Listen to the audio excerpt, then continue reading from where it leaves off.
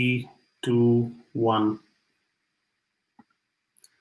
Hello and welcome to Success Series with Ravi, a YouTube channel where we interview successful people from all around the world and learn from them their secrets to success and try to make sense of what made them successful in their lives. And today, I'm very excited to have with me Gautam Ganglani. And Gautam helps entrepreneurs and corporate professionals all around the world build meaningful, long lasting relationships by applying the breaking bread philosophy, which is the crux of our conversation today. We're going to understand what breaking bread philosophy is. And he does that to make a difference into their lives and transform their companies to achieve greater heights of success. He's also the founder of rightselection.com, where he brings elite group of high-class international motivational speakers and thought leaders to inspire teams towards greater success and a more fulfilling career. In fact, yesterday while I was talking to him, I got to know that he was hosting the very popular Shiv Khera for a 3-hour long program. And we also will get to know more about him in this conversation. So let's join hands in welcoming Gautam. Let me bring him onto the screen.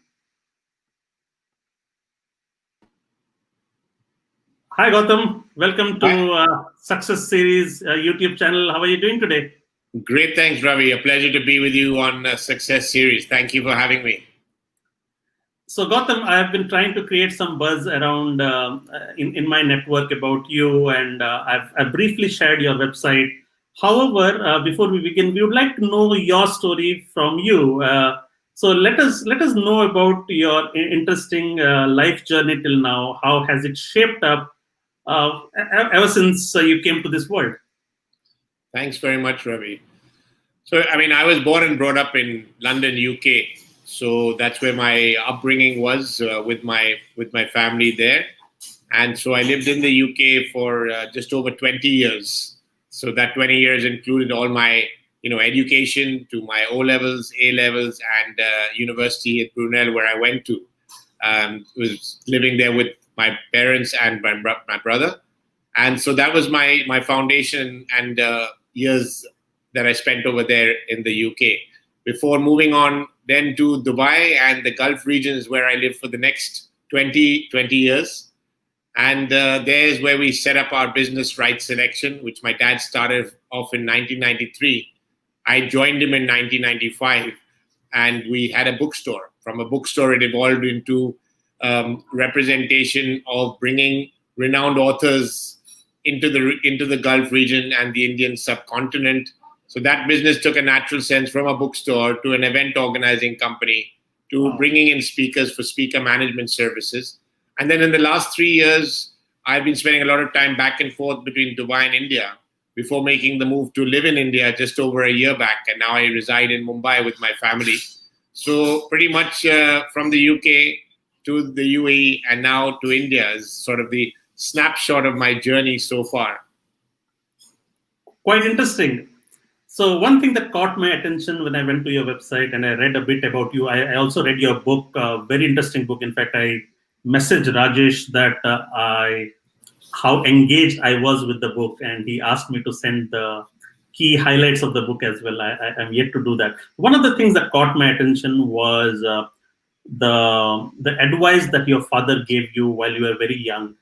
And he gave you 3 pieces of advice as you were struggling to gather courage and confidence during your growing up years. Maybe let's begin through that phase. So you were struggling in your growing up years, and then your father gave these 3 pieces of advice, which has turned around your life since then. So let's begin with the challenges that you are going through as a youngster, and then you can share those 3 pieces of advice. Sure. Yeah, for me, actually, it happened because I was coached in Dubai by one of the many coaches I've had, and he asked me, "What's your why?" And he said it's so important to know your why, to know your purpose.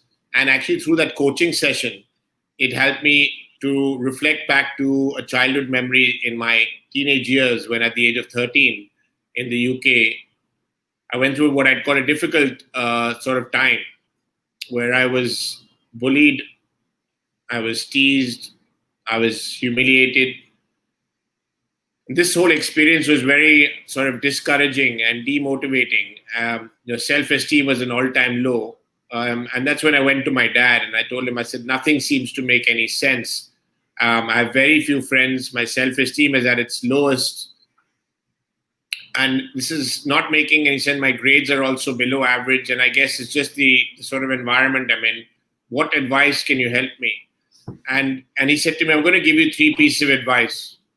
And this advice is not going to only help you now in this current challenge that you're facing, but it's going to help you for the rest of your life.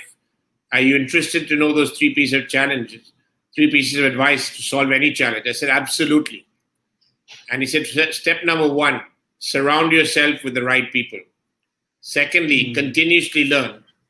And third and most importantly is take action, take massive action. At that time, I said, great. I was grateful that suddenly I was given the opportunity to be in a new school and had a new bunch of friends. So when you surround yourself with a great bunch of friends, automatically your whole outlook changed because you felt better and you started being in the right frame of mind. And started learning, whether it's from books, from friends, from videos, audios. And then I took massive action in terms of applying my learnings into my studies. My whole outlook on life transformed at that very time. And one thing I learned is that, in life, we're going to always go through changes and challenges. Those are constant. And today in COVID time, there's no exception. Be it in every area of our life, we all go through challenges, be it financial, be it relationship, be it business. And when you have that, these 3 pieces of advice are priceless, because when you surround yourself with the right people, you're surrounding yourself between people who will uplift you, encourage you, inspire you, guide you. And then you learn from them, you learn from books, you learn from blogs, you learn from articles. And then most importantly is taking action on what you learn. Because when you take action, it brings new value and it brings up a shift in the energy from where you're stuck to a breakthrough or a solution. And that to me has been the most valuable advice that my dad gave me at a young teenage year, which helped me out of that difficult time. But it's the sort of advice I sort of count on every time I go through any kind of challenge. So that's sort of that journey and that story. Excellent. And in fact, right selection, the business itself is a virtuous cycle out of its own, right? Because your business itself is allowing you to surround yourself with inspiring people. So it's not just, it's not you go out of your way or out of your job to do this, but your job itself helps you to be that. So has it transformed you completely from the unsure and demotivated guy that you were? What age was that when you were struggling, if I may ask? That was the age of 13. At the age of 13. It's like 13 is like your teenage years. And today, how old are you? Let's say 40 plus. 40 plus. So but the shift happened for me at the age of 16. The advice was given at 13. Got it. It was a transformation over those 3 years. But from 16 onwards, I can say when I look back, everything I've come across, any challenge from the age of 16 onwards, I've applied these 3 pieces of advice and immediately found, solutions, ideas, breakthroughs, transformation in my life, in every step in my journey from the age of 16 onwards. But that's the advice my dad gave to me with that current challenge at the age of 13. Yeah. Got it. So the crux of your business and everything that you do, the crux of your life itself is about building meaningful relationships, right? And I just wanted to know the correlation between success and relationships. What is the correlation there?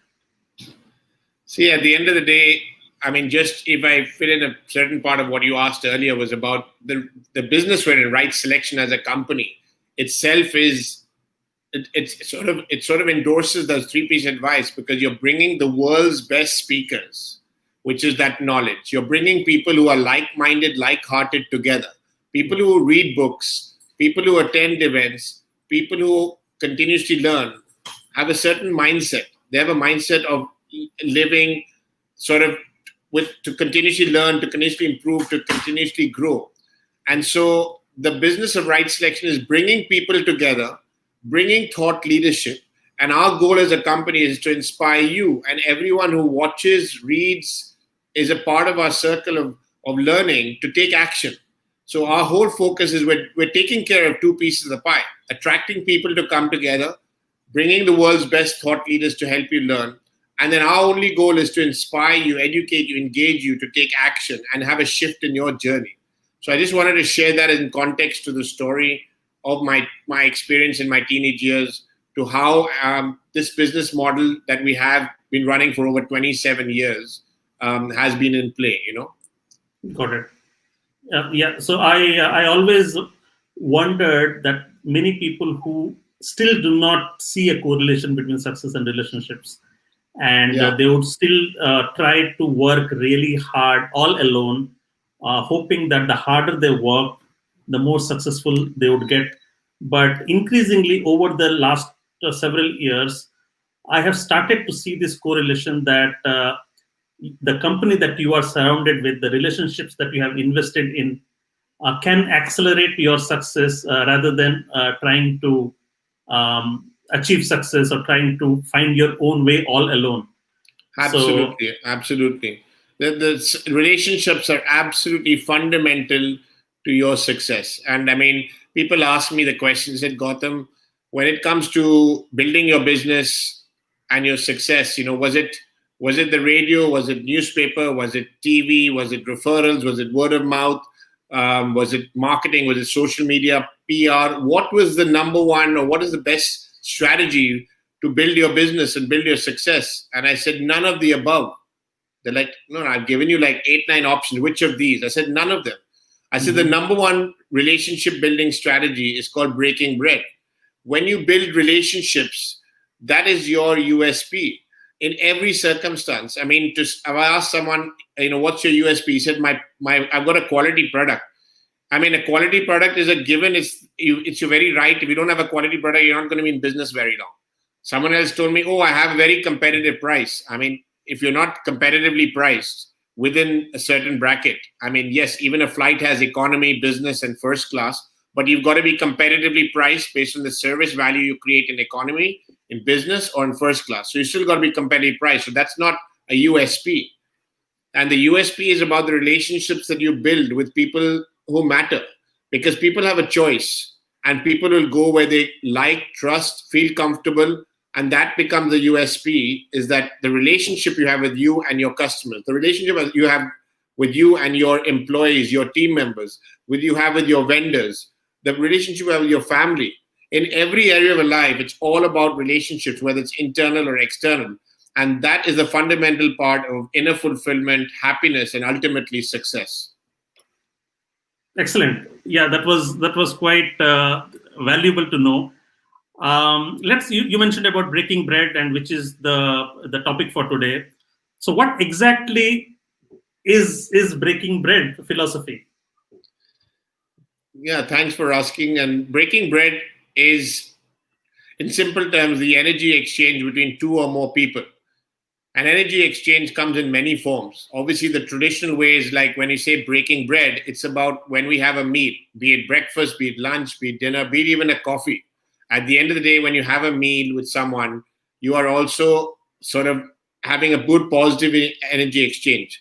And I constantly look to connect with any of my, be it team members, be it customers, be it vendors, partners, to be able to have the chance to have a meal with them at some time. And this philosophy is something we applied throughout our years in Dubai, where we, had over 100 dinners at home in our home in Dubai, where we invited our customers, our suppliers, our media contacts with their partners and spouses home for a home cooked meal. And when you have a home cooked meal, there's an energy exchange. Home, first of all, is the most personal space. That's the premium version of breaking bread. Not everyone feels comfortable to invite people to their home for a meal, which is fine. I'm grateful that I was given that opportunity by my wife, that she was comfortable for us to have, friends and family, or, of the customers to come home to our homes for a meal. And when you have a meal, that is the energy exchange. There's a cultural barrier also that's removed. And that makes a huge, huge difference, Right. That this also became the crux of your book. I'm sure when you decided to write this book, it must have originated from a deep passion towards this, or maybe you would have seen success through breaking bread, and that's why you wanted to write the book, right? So do you want to share a few instances where breaking bread has transformed your life? Maybe you built some really valuable relationships. Maybe you got into opportunities that you might not have gotten otherwise. Do you have an instance or two to share with us? Sure, thanks, Ravi. I mean, there's so many stories. It's suddenly hard to pick one or two, but I'll Uh-huh. just, I guess, share which ones come to mind. But Right. I think I want to give it with the context of the examples. Let's say in 2009 was one of the most difficult times globally from an economic standpoint. 2008 stroke 9, Right. and at that time, with the economies being challenged all over the world, I look back and I think, how did we, survive, let alone thrive in 2009, was because we continuously had our breaking bread experiences that we created with our customers. So the customers would always say they have a choice where to spend the limited budgets they had, and they would say they always felt comfortable to come to Right Selection as an organization because they had a personal and professional relationship with us. We still had to produce the product based on their needs. We still had to price it competitively so they could afford it. But they went where the relationship was. Product and price were a given. Now it's like, where do we have trust that it'll be delivered on time? There'll be flexibility. It's where we have the relationship. So to me, 2009, breaking bread was the philosophy that made us survive in our business, as opposed to struggle in that time. So that would be one example. I guess the other example is, speakers, be it, Marshall Goldsmith and Ron Kaufman. We've hosted them for dinners in the Gulf and India throughout their visits. And our relationships have been at a premium level, way beyond just them being on stage as a business. They've become very, very good friends, what I sort of feel like family friends in that sense, where we have lots of conversations at a personal level, and you can reach out to them for advice, for suggestions, or just to catch up on, wishing each other's families well during special occasions, because the relationship is far more than just about the business. So to me, be it with your professional customers or be it during a challenging time, I can say that, breaking bread as a philosophy has always stood its time in terms of having breakthroughs or solutions at all times. Got it. I just very curious about having lunches with somebody, because as you said, it breaks a certain barrier. It is like an entry into your inner circle when you say you meet somebody influential, and he's still a stranger. Okay, you just cannot bring this topic to have lunch with him. Usually there are filters, right? So the most appropriate opportunity would be to have coffee, at least meet for coffee, but asking somebody for lunch would be the next step or something of that sort. So do you build relationship before you break bread, or you break bread to build relationship? How do you uh, differentiate between these two scenarios? You break bread to build a relationship. Mm-hmm. So I'll give two more examples actually that come to mind. So when you go for events, whether it's on a person's side, you go for a wedding, you go for an engagement, you go for a birthday, or on the business side, you attend an event, whether it's a business meeting, it's a one-day conference or a summit, obviously in the external sort of offline world, you're attending events constantly, personally or professionally. Let's take a business event, for example. In a one-day event, there is a break time before you enter the room. There is a mid-morning break. There's a lunch break. There's an afternoon tea break. Sometimes you're attending a gala dinner in the evening. Okay. Now, typically, many people, and I see people, they go to an event, a learning event, and they enter, they stick to who they know, either the one or two people they know, or stay alone, have their tea, coffee, have their refreshments, and proceed to the event, come and leave the hall having met very few, if most likely nobody. And you ask them, I said, they've missed the golden opportunity there to break bread. Every break is an opportunity to break bread. Okay. I mean, when someone's having a coffee, you can just say good morning. Have you attended an event like this before? Someone's already having a coffee. You're already having a coffee. So there's an informal way to literally have a coffee with someone and just have a conversation about the event, about what brings them to the event, what are they looking to learn from the event, or do they know someone at the event? Ask any generic open-ended questions, whilst you're having coffee or tea and your biscuits, or whilst having your lunch, to say, what's your favorite meal? Or are you enjoying your meal? It's not about it's asking friendly, open-ended questions in a ready-made environment.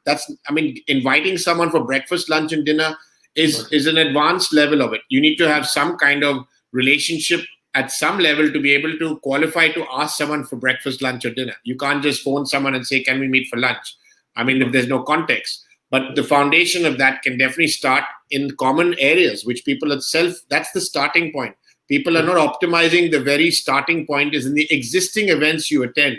That's your opportunity to start and practice to feel more and more comfortable to start conversations over the breakfast, lunch, or dinner at events. Got it. And the other part is you might get somebody to have lunch with you, and you can still ruin it after that. And one of the things that I liked in your book, you said that breaking bread is also about connecting personally with authenticity. Could you let us know what does being authentic mean, and how can one be authentic? Thank you for that question. Yeah, it's. I'd say first and foremost, be yourself, be your natural self. And I'll give a story to share that. Is that I traveled to Jordan for an event with the speaker. We were hosting Ron Kaufman in Jordan, and I went to meet an event partner that I'd never met before. We'd exchanged emails, we'd exchanged phone conversation, but we were meeting for the first time. And typically it happens in business travel for professionals and entrepreneurs. When you travel and if you have a host or you're meeting someone, they want to take you out to a very good quality restaurant. There's certain expectation that I must take him to a best restaurant, to the very good hotel, etc. Yeah. And he asked me, where would you like to have a meal? I'd like to host you for a meal. The event is tomorrow. I've arrived one day earlier, as you typically do for a business trip. You may travel and arrive a day earlier.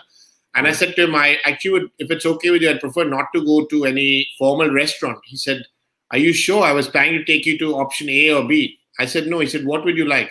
I said, I would like to eat traditional street food. And he was taken aback. I said, if you're okay with it. He said, I've never been invited by a guest to say, can I have your street food? I said, I would like to enjoy your culture, your hospitality of your street food.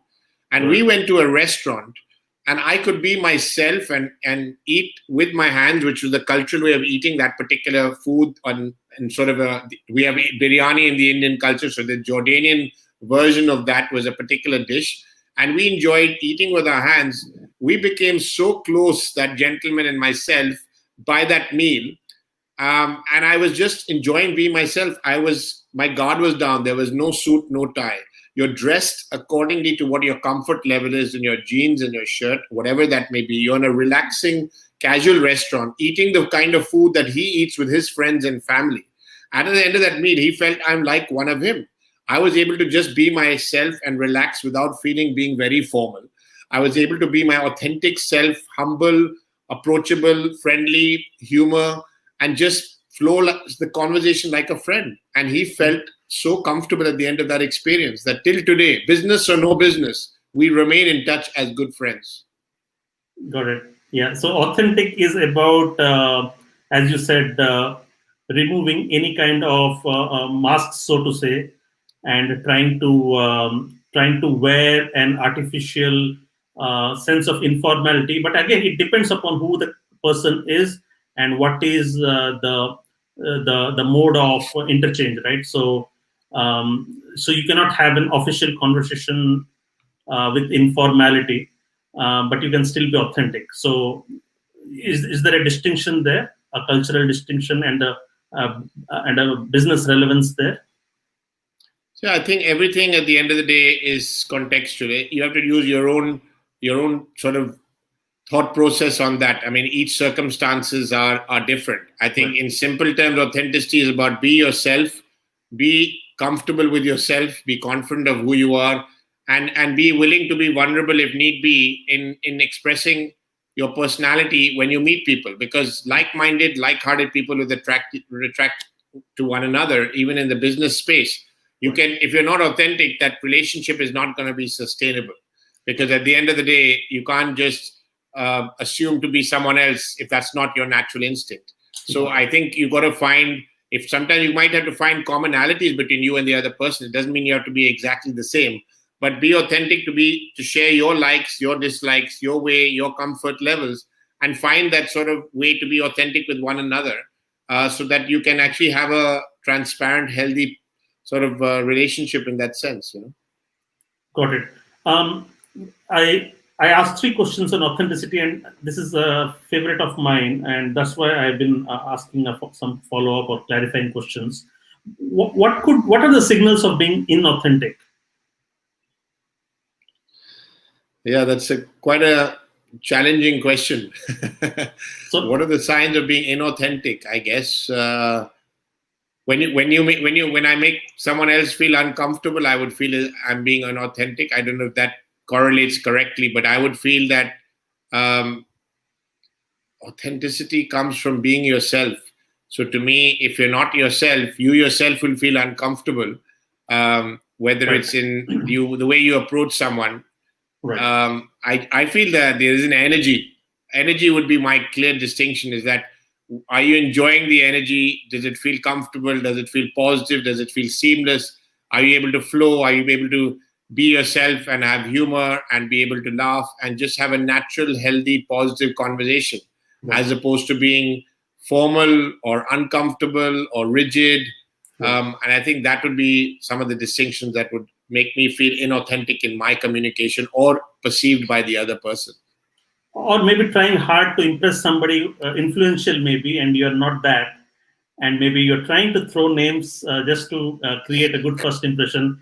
And I Yeah. have had those days when, especially when I was much, as they say, much younger and inexperienced. So I would meet somebody and I would act like a fool because all I'm trying to do is create a good first Impress. impression, Yeah. impress him, and it's actually working against me because I'm not trying to be me. And so, yeah, Yeah, yeah. I think for one thing in that space, I will say is that when you have a meeting with someone who's inviting you for a meeting, rest assured, either it's been on reference, either he's done a background check, or he already qualified you for someone he'd like to meet or have a conversation with. So I think the misconception when people feel they have to prove themselves that, right, oh, I've done all these things, I've achieved all these things, I have this many customers, this many testimonials.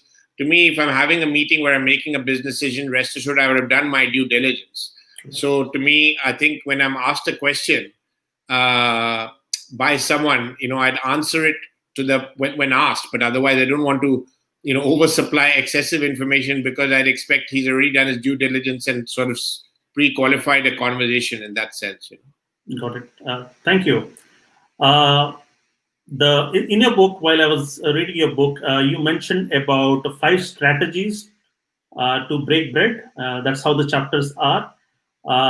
So let's talk about 2 of them because, of course, we do not want to reveal all the strategies. We would want our listeners to pick the book, and they must pick the book. It's very valuable. But I was quite blown away by your story of how you could build a positive impression on Shine Butt by adding value to her, and also later with Ashish Vidyarthi. It was part of the Build Value Online Strategy chapter. So please help us understand what does Build Value Online mean, and why is it so important for you? Great. No, thanks for bringing that. So that particular form of breaking bread, and today more than ever, is the amount of time people spend online. So first and foremost, whatever your profession is, whatever your business is understand who's your target audience. So for me, in my context, is a business of right selection. We're in the business of transforming lives, both personally, professionally, for businesses. So for me, one of our clients, for example, was in need for mental health, health and well-being, depression, self-esteem was a subject area where a lot of people have a lot of anxiety and stress, and they were looking for a speaker, an authentic speaker, an authentic, in this case, someone who's been through a difficult experience Right. during this in this particular area. So I was also browsing as I do on social media, and I noticed that Shaheen was launching her new book. I believe it is called Never Been Unhappier, and she was launching a book and sharing her journey from her, I guess, childhood years to today, on where she's had these struggles and challenges. And now she was comfortable to be able to share this story publicly because she's had, I guess, breakthroughs in her life. And this is where I observed that online. I connected, and then I found out where is she speaking. She was speaking at an event here in Mumbai. It was a very closed door event with just 25 people. And I said, let's attend that event. And so I, well, first of all, had a need by a client. I understood to look for people. I noticed her story online of the book just being released, and that same time I was looking for someone. I then did some research in any events coming up, found an event that was happening near my location, attended the event, went and said hello in the beginning and just acknowledged her and said, I really appreciate you publishing this book and sharing your story. I just want to take a moment to acknowledge you. And all I said was, could I have 5 minutes of your time at the end of the talk? And she said, it'll be my pleasure. So first and foremost, I found out online. I went to the event. I made sure I introduced myself at the beginning, acknowledged and appreciated her for sharing a story, and asked for 5 minutes. That's several steps of positive intentions to be able to connect, to explore the possibility of what happened next. And at the end of the 1 hour, and in the 1 hour session, they allowed Q&A. Again, I voiced my question to her to make sure, again, I asked a question. It's a small group of 20 people. By asking a very good question, you're again engaging in a positive energy exchange because you're indirectly acknowledging that you've listened to the content that she has just shared. You've asked a clarifying question, given her a chance to engage with you. As the session finished, I asked her for 5 minutes. We ended up speaking for maybe 15, 20 minutes. We exchanged numbers and emails, and we kept in touch. I then introduced her to my client and set up a conference meeting. And a month later, we had an event with over 1,200 people from the corporate industry, and she was on stage having a fireside chat with at this event on this very subject of mental health and well-being. That's the example there. So, so the lesson there would be, so you said you had a set of positive intended value add that you did, right? I guess when you say breaking bread online is, you have to use the online to connect with people as a first step. So it's another form of connecting with people, another form of acknowledging, appreciating. These are all forms. So the way we do it offline and acknowledge, appreciate, communicate, interact, you need to do that online proactively with the people in your lives that you'd like to connect with based on, in this case, my profession or my business. Right. So whatever your profession or business, are you following? Are you learning? Are you observing relevant collateral content that's being shared online? When you identify that, like, comment, share, interact, reach out online. And if it's meant to be, that can lead to an offline meeting. At that offline meeting, again, you exchange, you interact, you build rapport. So it was several touch points. If I think of it on the top of my head, there were more than 15 touch points before I asked the question that could I invite you as a guest speaker? Ultimately, I wanted to invite her as a guest speaker to my event. If I asked her on day one, she's inundated with inquiries. Who am I? But I had 15 touch points, if not more, before she was asked by me. And by that time, there was enough trust, credibility, comfort level that this guy is someone I connected with online. He had a positive exchange. He attended an event. We had a dialogue. We had a conversation. He shared a story or two. We exchanged messages. And then you've asked a question that I'd love your story to reach more people who we can help, who have this discomfort. So you brought relevance into it. And by then it was able to move forward. So I just share that from that perspective in breaking bread. This is so valuable. And I know people, even after having a good decades of experience, they still jump onto asking for help at the very instance they are able to get reach out to somebody, right? Yeah. They would never bother to actually build a relationship gradually, do all the hard work of trust building, and then they would lose it all just with the very first instance they have an email address or a Twitter account or something of that sort. They would jump on to asking for help, and then they would lose it all. So that was very...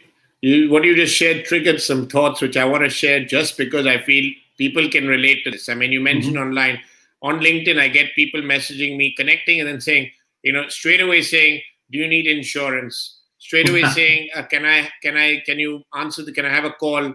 I don't even know who you are, and you're immediately going straight for a closing of a sale. Even however good you are, I've already might even delete your profile from following me because you've just straight away gone into business. It's like a transaction. It's transaction versus collaboration. It's abundance versus scarcity. You need patience. You need patience. You need to be polite. You need perseverance, but you need to be patient. If you're not patient, it's transaction. If you're impatient, it's transactional. That's the exact opposite behaviors of breaking bread.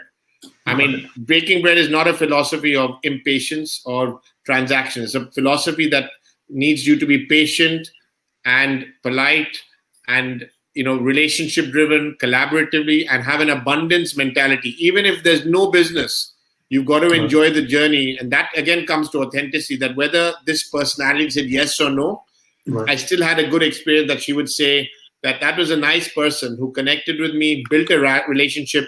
You cannot, it does not always guarantee business, but it definitely guarantees a fulfilling journey of authenticity where someone will be willing to work with you if the timing is right. That is so valuable again. So you're not measuring every conversation or every dinner in terms of the potential. Correct. Absolutely. So some monetary potential or value to your life, but just taking it as an experience, as a fulfilling journey, having a conversation, or the beauty of building a new relationship without measuring it with transactional terms. Correct. Enjoy the journey, not the destination. I mean, the destination is the icing on the cake.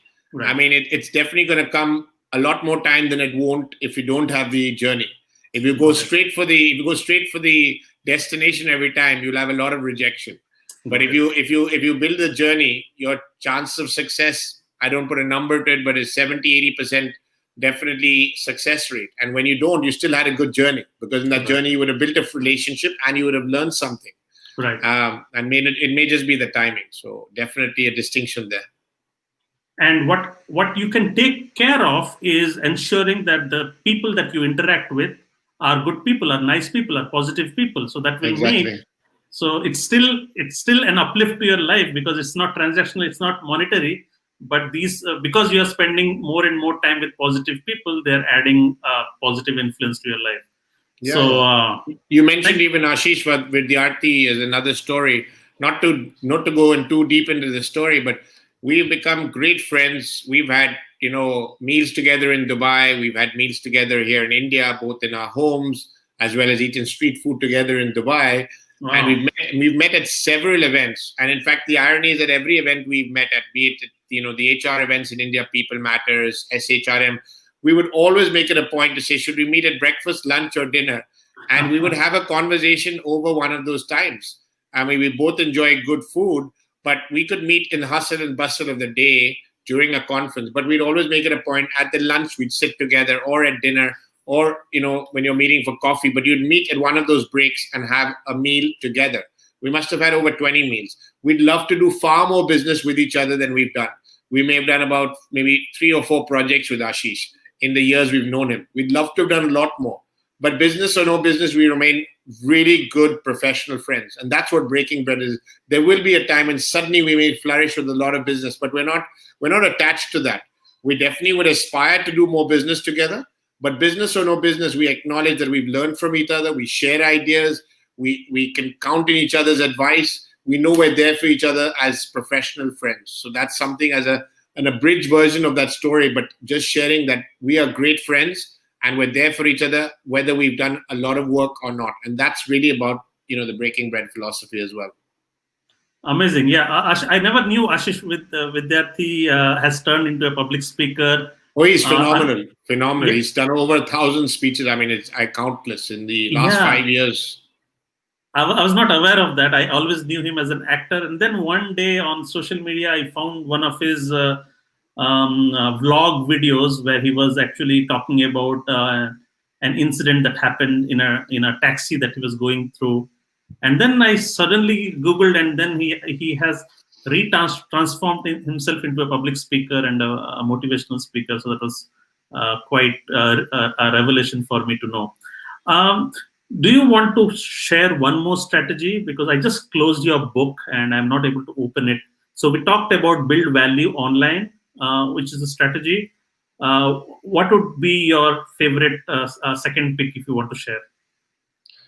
So another one I think is all about strategic relationships. I'd say Yes. is another one. So in whatever business you're in, is you want to break bread with the right people and the right networks. We can all be busy being busy and say, even having meals, with all due respect, can be can consume a lot of time.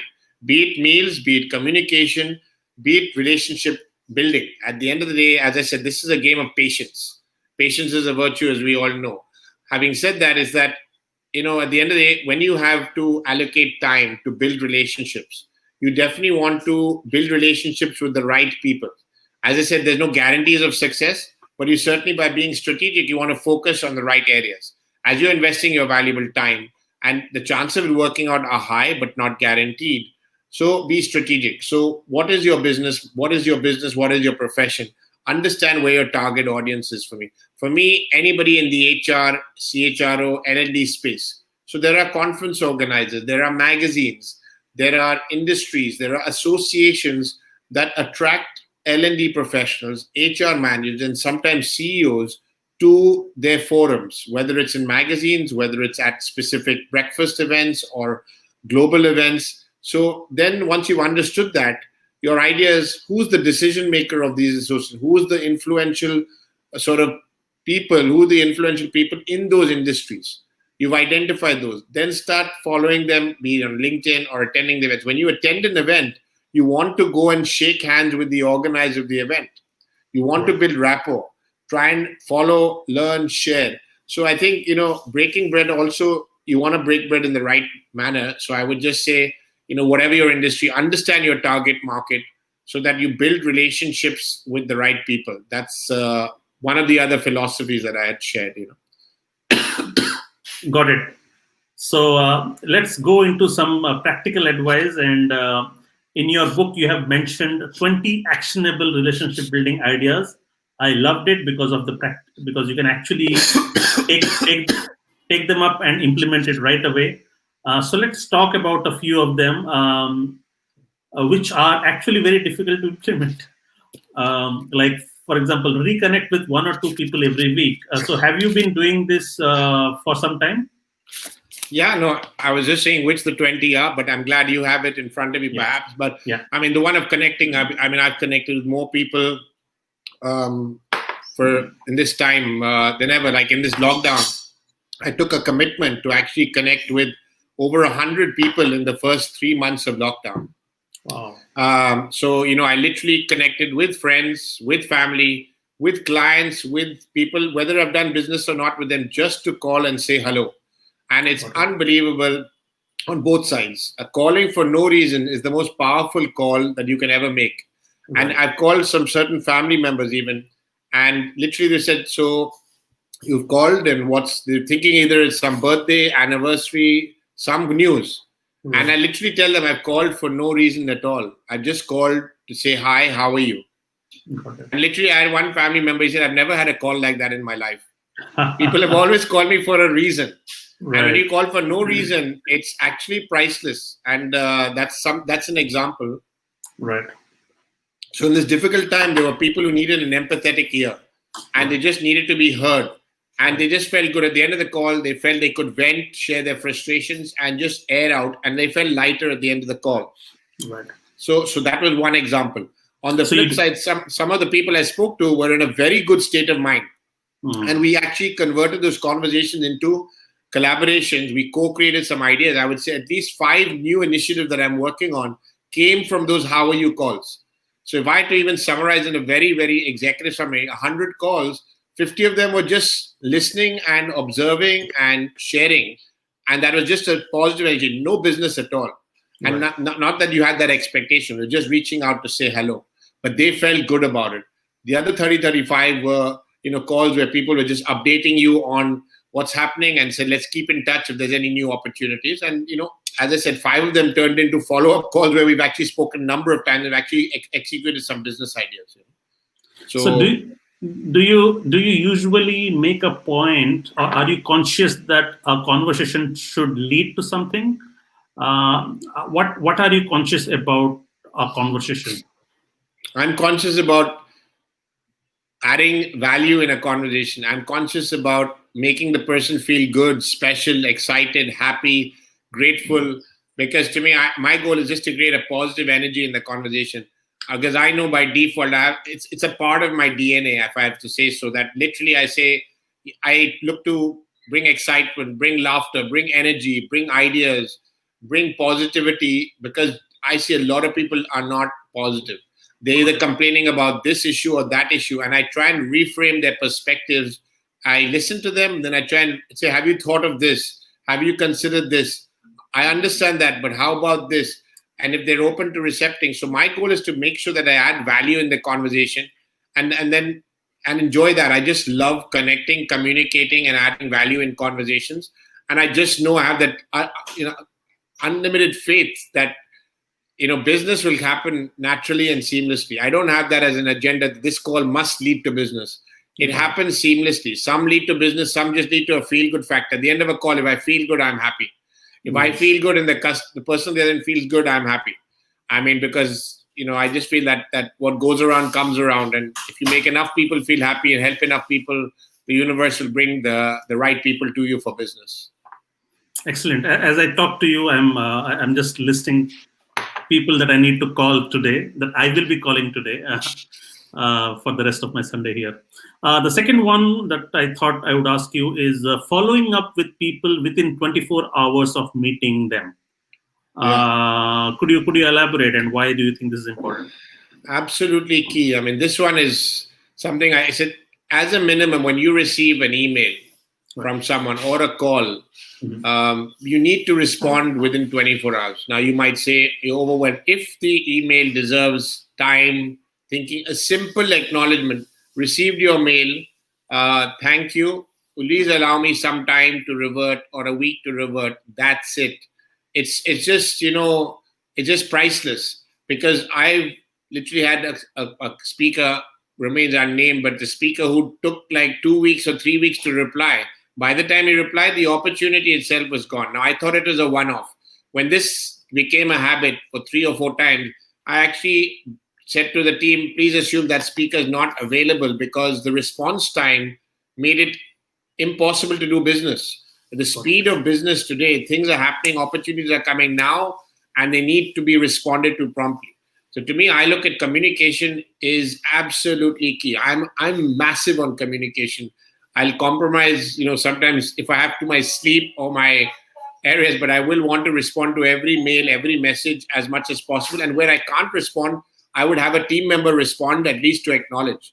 So it's not that you can respond. Either you have to have some kind of response system, especially if it's emails to your inbox. Got it. So this is about response or responding or replying to somebody's email within 24 hours. How about meeting somebody in a conference or a meetup or a trade fair or something of that sort? Do you also try to get back to somebody that you have met within 24 hours? Absolutely. These are my disciplines. So for me, the moment I've met, whatever cards I've collected, I would send a reply acknowledging a personal message by email or LinkedIn, depending on who I met. If it was a detailed conversation I would write on that card 1 word or 2 words to help me trigger the conversation, because in a conference, you may meet many people. Now, if it was a very brief interaction, they would go in pocket A. If it was a conversation where it elaborated, I'd put a star on it and I'd write 1 word. That's my habit. And the person who had a star and a word, it meant I have to send an email because there was some context to the meeting. If it was just an interaction, I'd send a message on LinkedIn. It was a pleasure meeting you at the conference today. As a professional who attended a similar conference, it'd be a pleasure to keep in touch with you. Let's connect on LinkedIn and look forward to staying in touch in the future. Something like simple like that would go to LinkedIn. And if it was in a conversation, it would be an email, but it would all happen the same day or the latest the next morning as a priority before I start anything else. Got it. Nice. You also said that you make a list of opening lines before meeting somebody new. How does it help? Well, I guess as opposed to a standard opening lines, I guess it's within me. My thing is to have open-ended questions that you can ask people, which are generic in nature and comfortable for someone to say. If you're in an event, you can ask a conversation about, have you attended events like this before? What are you looking to learn from today? Which speaker is your favorite speaker? Right. It's anything generic so that someone can respond. And the moment they respond, your rapport starts building up. Your goal, and I'm guilty as charged. Sometimes I was a person who loved speaking, but now my policy is about listening and asking questions is actually where you are actually breaking bread. I mean, I love to talk and speak and share my part, and I'm always working on how to talk less and listen more. That's something I'm working on. And I'd say if someone said from a clean slate, Gautam, what would your advice be? As I said, have open-ended generic questions and actively listen. Actively listen to what they're saying, and you're already breaking bread with them because there's an energy chain. When you're asking me a question and I'm able to share, I'm feeling a connection like, wow, you're showing interest in my journey, my story, my new book I've just launched, Breaking Bread. Right. And so when I'm responding to you, I'm feeling good about the positive energy exchange we're having here. And that's the example. Open-ended questions. So they're not people, they don't have to overly think. It's just a natural answer that comes. I mean, I've come for this reason, or this is what I'm looking forward to. Right. You also said that develop an infomercial about yourself and practice it until it becomes spontaneous. I was very curious about this one. Very interesting. What's an infomercial? So this is something I learned from the community called BNI, which is Business Networking International. And then the advanced version, I would say, is Ascentive Community, where it's good to have, there are moments in your professional life that you have a very short window to be able to connect with someone. At an event, you may be meeting many people and you want to say something which arouses curiosity and leaves like a hook that they want to come and they want to ask you to know more, or they want to call you and connect with you later. Because if you just say, like, Gautam, what do you do?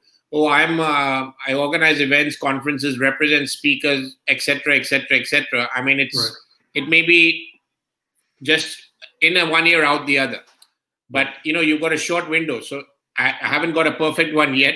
But if it was to say something like, we help transform lives through world-class learning experiences per se, that's not the ideal one. But you want to say a little bit, but allow them to be curious to say, what does that mean? What kind of transformation events? What kind of speakers? So don't give them like a long 5-minute speech of what you do. Say something in a short manner that gives them a clue, but arouses the clue. Tell me more. You want them to say, tell me more. Oh, that's interesting. What is that about? Or what does that mean? That's the idea. So it's an infomercial when you've got a short window of 30 seconds to a minute. Many times we don't have time. Or you want to create time.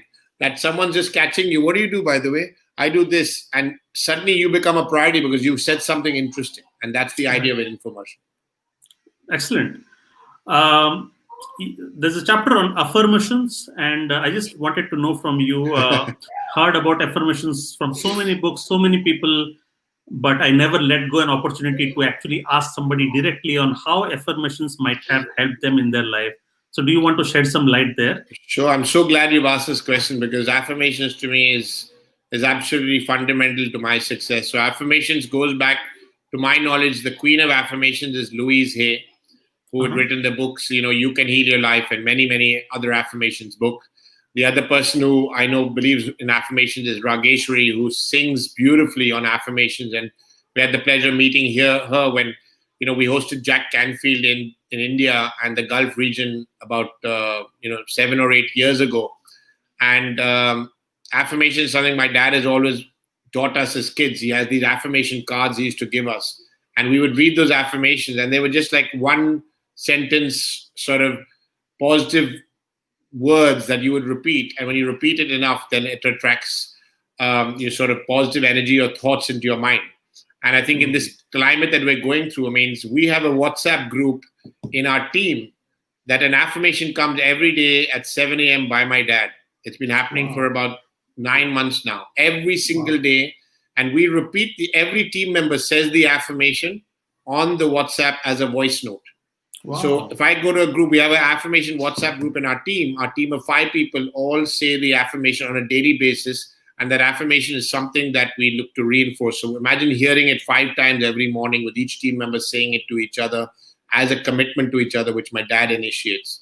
Personally, my morning routine I do my gratitude prayer. I go for a walk. There's a particular audio on YouTube I listen to. It's 30 minutes of affirmation. So while I'm walking, I'm listening to these 30 minutes of affirmations every single day. Wow. I do miss the odd day when I suddenly may have got up late, or I got delayed. But the day that affirmation, my start of my day is affirmations. So to me, I wholeheartedly believe in affirmations. In simple terms, it ensures the mind is filled with positive thoughts and ideas repeatedly. It minimizes the space for any negative thoughts to come in, because these positive thoughts replace that. And in today's times, when we're going through a lot of anxiety, stress, concern, uncertainty that people are going through in this time of COVID globally, to me, affirmations can save lives in one extent, at one extreme, or it can actually ensure you thrive in whatever you're doing in your life and attract the best of the best into your life personally and professionally. Thank you. That was quite powerful, and to read it in books is different, but to actually hear it from somebody who's a practicing who practices affirmations daily is a different thing altogether. And mind is an interesting machine, isn't it? Because the default state of mind is to gravitate. If you do not tend, it's like if you do not tend a garden, the weeds grow. So if you do not expose your mind to positive affirmations, the default state is it would gradually drift towards negativity. And Correct. I do not know why it happens. I consider myself quite a positive guy, but if I do not expose myself into positive affirmations as well, my mind just goes into negativity. I do not know why. I think it's a human tendency. Yeah. I think it's a human nature. I'm a very positive, upbeat person, but if you're in solitude or you have one negative situation, a negative customer, negative thought, suddenly your mind can trigger those other negative things. So to constantly feed your mind, it's nourishing for the mind and soul, but it's like feed your mind with positive thoughts to ensure that it's stays in that positive frame of mind. Excellent. Thank you so much. I would end this conversation with last question, and I love books as well, Gautam. And you mentioned that there were some books that inspired you to break bread, and a very interesting list at that one. I would like to pick a few books from that list which I have not read, and they sounded very interesting. Maybe you could give a line or two about what these books were. The first one is Up Your Service. The second one is Yes Attitude, and the third one is Fish Philosophy. So maybe if you could, if you remember what these books were about, that will be a great note to end this conversation. Sure, my pleasure, Ravi. Thank you. So, Up Your Service is written by a gentleman by the name Ron Kaufman. He's my longest-standing professional speaker friend in the industry. We've known each other over 20 years. His book is all about uplifting service, uplifting the culture within organizations to have a service culture. And, his whole thing about one of the particular frameworks that he has is what he calls, it's like it goes from basic to expected to desired to surprising to unbelievable. And that's the experience that you give the customer. There's even criminal, but we won't go there now. Criminal. It's like criminal is below expected. And that there's a humorous side to that. It's like when you break your promise, when you don't deliver, when you're not good on your word, it's like a criminal experience you're providing a customer. So it's unacceptable. But criminal dramatic, makes the point across that it's totally like not right. That's the point. But at a basic, expected. So you have different, but the experience of customers is always rising. And this is what I'm saying is customers' experience expectations are rising. So as a service provider, we have to keep raising the bar every year. Now with technology, people expect things faster, quicker, more reasonable. Right. So the learning from that book as a breaking bread philosophy is all about in your relationships. You can't take any relationship for granted, in my opinion. Right. You always need to say, what new value can I bring to the relationships that matter in my life?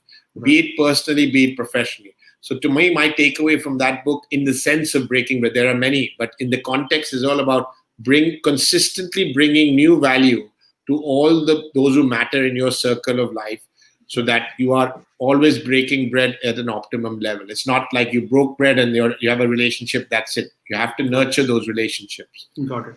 The second one is Yes Attitude. This book actually was a book that I really recommend anybody and everybody who ever goes through any kind of challenge. So in 2009, when I went through a very difficult time, actually, was it 2009 or 2015? I went through a very difficult time, and in my BNI, sentiment persons could see that I was really finding that things were not working out. Business was very slow. Things were not making sense. Yes, it was 2009, that time, which was a very, very tough time for a lot of people, and myself included. And someone gifted me this book, Yes Attitude. And he said this book, and it's in big fonts, is by a speaker called Jeffrey Gittermeyer. And it's just about your whole mindset. And the fundamental learning for that in that book was about not reading the newspaper. And I haven't read a newspaper or seen a newspaper in 11 years. I haven't seen a news channel, CNN, BBC, nothing. I don't even have a news channel at home. No, a newspaper has not entered my house since Jan 2009. So Wow. since 12 years, 11 and a half years, I have not, a newspaper has not entered my home. It's totally like, I'm so glad the family supported this decision. And this Yes Attitude book was all about your mindset. And to me, I shared that story, which was my biggest takeaway from that it keeps my mind disengaged from negativity. So it keeps you in the right mindset.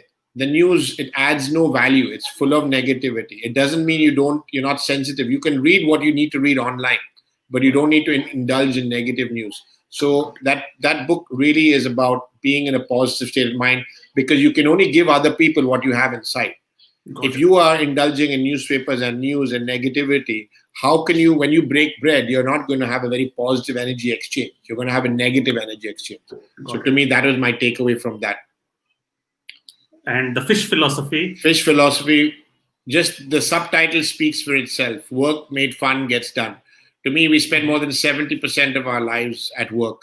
Right. And it's fundamental that you enjoy what you do, with who you do, and enjoy each and every day. So again, when you enjoy your work, then you're productive and successful at it. So to me, that's the biggest learning from that book. The subtitle speaks for itself. Work made fun gets done.